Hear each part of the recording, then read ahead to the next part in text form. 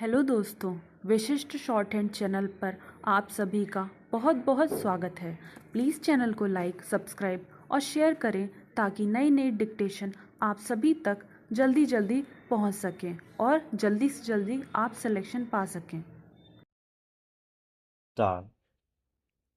उपसभाध्यक्ष महोदय, मैं इस विशेष उल्लेख के माध्यम से सदन और देश का ध्यान एक भयंकर समस्या की ओर आकर्षित करना चाहता हूँ। वह है हमारे देश में पिछले कुछ वर्षों में जातीय दंगों के संबंध में, चाहे वह सवर्णों के साथ हुए हों, चाहे हमारे दलित वर्ग के लोगों के साथ हुए हों।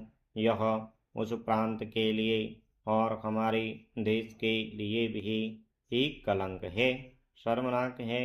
इसलिए मैं इस सदन का ध्यान आकर्षित करना चाहता हूँ कि इस समय हमारे देश के अंदर लगभग सभी प्रदेशों में एक ऐसा कटुता का वातावरण बन गया है और ऐसी स्थिति पैदा हो गई है हमारे समाज में, जिसके कारण उसकी एकता छिन्न भिन्न हो रही है, उसकी अखंडता विघटित हो रही है। मैं निवेदन करना चाहता हूँ कि मैं इस सदन में रहता हूँ। मैं जानता हूँ हमारे माननीय सदस्यों ने कई बार इस प्रकार के जो घटना चक्र हुए हैं, जो शर्मनाक थे, उन पर चर्चाएं भी की हैं। हम उन पर आंदोलित होते हैं, उद्वेलित होते हैं, गुस्सा करते हैं, चर्चा करते हैं, आलोचना करते हैं, दोषारोपण करते हैं। लेकिन मैं यह कहना चाहता हूँ कि हम इन सारे घटनाक्रमों के बारे में जब कभी इस पर चर्चा होती है तो तात्कालिक दृष्टिकोण रखकर केवल विचार करते हैं। हम केवल अल्पकालीन आधार पर उन पर विचार करते हैं, गंभीरता से उस पर विचार नहीं होता। अगर बिहार में दंगा हुआ तो हम कहेंगे कि वहाँ की सरकार को तत्काल भंग कर दो। उत्तर प्रदेश में यदि दंगा हुआ तो कहा जाता है कि वहाँ की सरकार को तत्काल भंग करो। आंध्र में यदि दंगा होता है तो कहा जाता है कि आंध्र की सरकार को भंग करो। यह सब कहा जाता है इस सदन में, लेकिन मैं याद दिलाना चाहता हूँ कि जहाँ तक मुझे याद आता है, आज तक इन दंगों के कारण किसी सरकार को भंग नहीं किया गया है। लेकिन जब हम यह बात सदन में करते हैं, उस समय हमारे मन में केवल आक्रोश रहता है, लेकिन वास्तविकता को हम छिपाने का प्रयत्न करते हैं।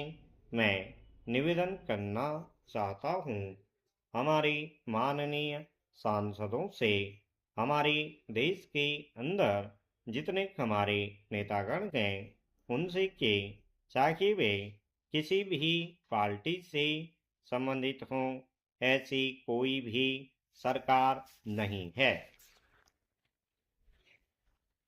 उपसभाध्यक्ष महोदय, सरकार और बाकी के लोग चाहें तो मैं पूरी सूचना दे सकता हूँ कि हमारे देश के अंदर कितने जातीय दंगे किन किन प्रांतों के अंदर हुए हैं और किन किन राज्यों में हुए हैं तथा किन किन मुख्यमंत्रियों के काल में हुए हैं। लेकिन ये सारी सूचना अभी आपके सामने रखकर समय नष्ट नहीं करना चाहता हूँ। मैं एक तत्व की बात यह निवेदन करना चाहता हूँ कि यदि हम अपने समाज के एकतापूर्ण ढांचे को सुरक्षित रखना चाहते हैं, यदि हम अपने देश के अंदर हमारे ढांचे को सुरक्षित रखकर प्रजातंत्री व्यवस्था का और राष्ट्र की एकता को सुरक्षित रखना चाहते हैं, तो इस संसद में बैठने वाले माननीय सदस्यों से मेरा निवेदन है कि हम इस सारी समस्या पर एक बड़े गंभीर ढंग से विचार करें, तनाव मुक्त होकर विचार करें, दोषारोपण के पूर्वाग्रह भाव से मुक्त होकर विचार करें, तब जाकर शायद हम इस समस्या की तह में जा पाएंगे। मैं सिर्फ 1 मिनट लूँगा।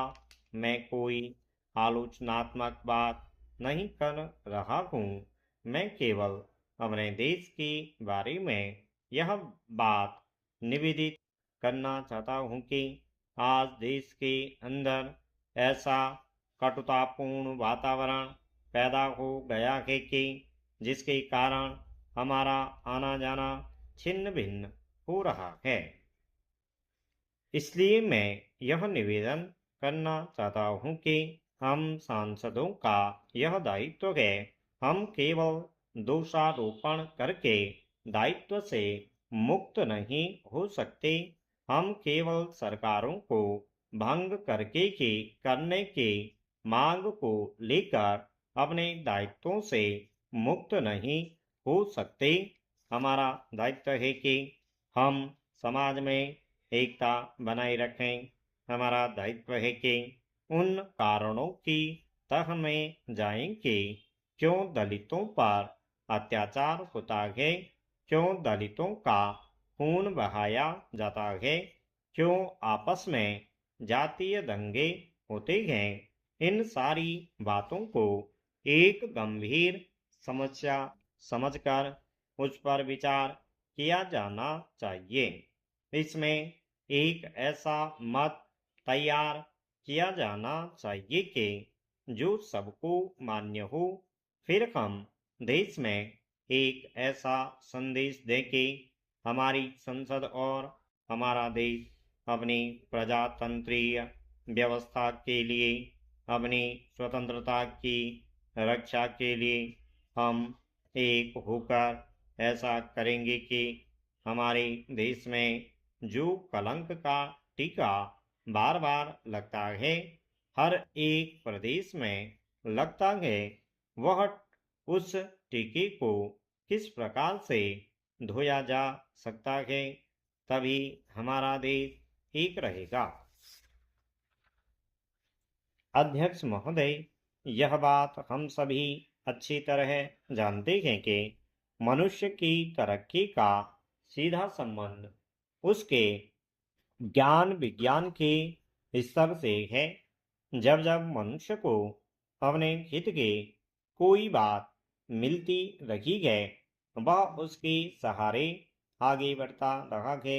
आज जब देश के विकास की चर्चा होती है, तो अन्य बातों के अलावा गरीबी की रेखा से नीचे पिस रहे लोगों का जीवन उठाने की बात भी विशेष रूप से सामने आती रहती है। ऐसा क्यों है? अथवा यूं कहें कि लोग गरीबी रेखा से नीचे क्यों हैं? इस बात की समीक्षा करें तो प्रायः देखने में आता है, जो लोग ज्ञान के क्षेत्र में पिछड़ गए हैं, अथवा जिस ज्ञान के आधार पर वे जीवन बिता रहे हैं, वे रूढ़ियों, मिथ्या धारणों और अंधविश्वास से भरे हुए हैं। अतः समाज का उत्थान करना है तो समाज में व्याप्त रूढ़ियों तथा अंधविश्वासों को समाप्त करने के लिए ज्ञान विज्ञान का ऐसा प्रसार करना होगा जिसे लोग आसानी से समझ ही न सकें, बल्कि अपने जीवन में अपनाकर आगे बढ़ सकें। इसके लिए यह आवश्यक है कि जनमानस को जो जानकारी उपलब्ध कराई जाए वह सटीक और ऐसी प्रामाणिक हो कि उसे अपनाने से उन्हें कोई भी ऐसा कारण नजर न आए जो ज्ञान की प्रामाणिकता को ठेस पहुंचाने वाला लगे। स्टॉप।